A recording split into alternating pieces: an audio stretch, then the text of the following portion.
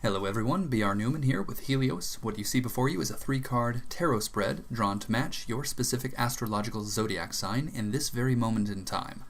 What you're hearing in the background is a soothing set of brainwave entrainment frequencies created for the purpose of assisting you with any obstacles unique to this month, astrological or otherwise, woven into a relaxing, natural soundscape. Oh, and by the way, I create these audio files myself with some of the best technology available and can customize them to address whatever you might be working with, whether you want to take advantage of opportunities, overcome challenges, or accentuate any of your astrological placements. Pretty cool stuff.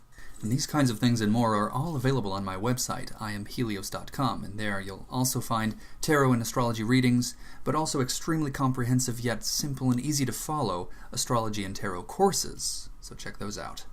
Now let's take a look at what we're working with here this month. You can see in the image on your screen you have 3 cards. The one in the middle is a central theme. It's meant to summarize your general situation, and then on either side of it are 2 cards, or 2 doorways you could look at them as. You walk through one or the other, so listen to the definitions of everything to not only reflect on the nature of your current situation, but also make a conscious choice about how you would like to proceed, the left-hand path or the right-hand path. But first and foremost, your central theme. The Ace of Swords. Like all aces in tarot, this is associated with the primordial essence of each respective element, being associated with Keter, Spherith number 1 on the Tree of Life. So the primordial essence of swords, or of air, is mental. Though in truth we cannot fully comprehend the primordial essence of air, we can at least be pointed in the direction of the action, the life themes that are to be most relevant. The swords are a suit of will, of mind over matter, of calculation, reason, logic, and objectivity, and decisions made from this cold place, for better or for worse. The ultimate goal of the sword suit is to instill a sense of humility. Sometimes getting there is not particularly pleasant. Sometimes it's straight up dangerous. All swords are double-edged ones. And if you live by them, you will die by them. So the sword cards always come with a warning. The mind, the brain, is a wonderful tool. But when used on its own, when used without heart, can build the most destructive forces we can imagine, or worse, forces we can't even imagine. Sometimes such black and white thinking is in fact called for, but embracing this card responsibly entails honestly asking yourself whether or not that is true in this case. Should numbers, should reason alone dictate your actions at this time? If so, then by all means proceed. Just know that there may in fact be consequences. If this is not the case, and a more gentle, patient, or compassionate approach is possible, do consider it. From this position, you can choose to take the left-hand path or the right-hand path. So we'll start with the left. The 4 of Discs. Like all 4s in tarot, this has ties to Chesed on the Tree of Life, Spherith number 4. Benevolence, a healing force that repairs the world. And as manifest through Earth, through discs, this is the experience of security, material bounty. But it comes with a warning.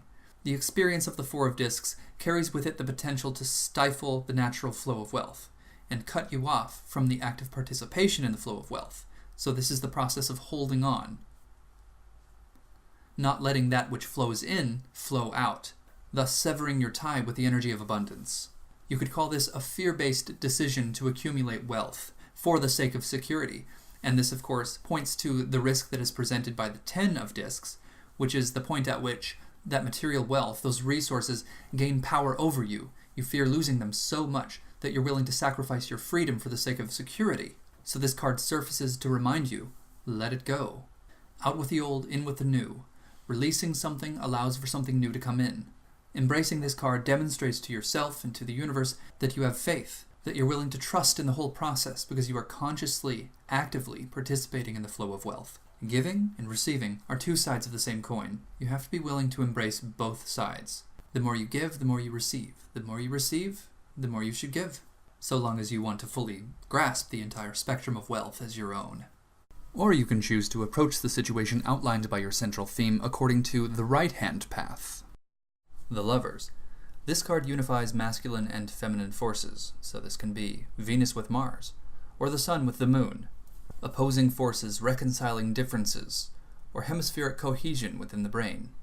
This card calls for active and passive forces in your life to be brought into balance. For example, sometimes we suppress desires because we think we should, or because we are ashamed of them. We drive what should be active into the passive realm. Well, the experience of this card could bring those into the forefront of your awareness, to the point where you have to do something about them. You have to pursue that which you desire. And this can be a wonderful thing. It can also trim the fat, so to speak, those who don't support you and your cause. Those who aren't truly in favor of you ascending to your highest expression in this lifetime will not support you. They'll fall away. You don't need that dead weight. Or, for example, sometimes we live only according to our desires and our whims, and are therefore leading a rather chaotic life, without coherence, without order, ineffective compared to how we could otherwise be, a waste of potential. Well, the experience of this card could, in a sense, tear away any sources of false fulfillment, landing us in a figurative or literal rehab, forcing us to bring about the kind of order, the kind of structure and coherence we require to be fully activated, truly fulfilled. In all likelihood, the experience of this card would reside somewhere in between these two extremes. And of course, honest personal reflection would allow you to see precisely where you're placed and plan accordingly. The idea is to take responsibility for everything that you can. Be willing to make compromises. Be willing to set boundaries. Be willing to push yourself. If fully embraced, this card could bring about a kind of alchemical transmutation, building bridges between differing belief systems, different cultures, reconciling fundamental philosophical differences, providing hopeless chaos with certain order, a clear answer to a paradoxical quagmire, a map to common ground between opposites, or a master key to render all needless walls obsolete. And that concludes this month's complimentary tarot reading. Of course, to get truly serious and very specific in the most useful way possible, you're going to want to contact me for a tarot reading, for an astrology reading, or a tarot-astrology fusion reading. You'll be so glad you did. You can subscribe to my YouTube channel and explore other videos I might have that are relevant to this month. You can subscribe to my website to receive updates, special deals, and freebies as well. I hope you have a really great month. Thank you so much for watching.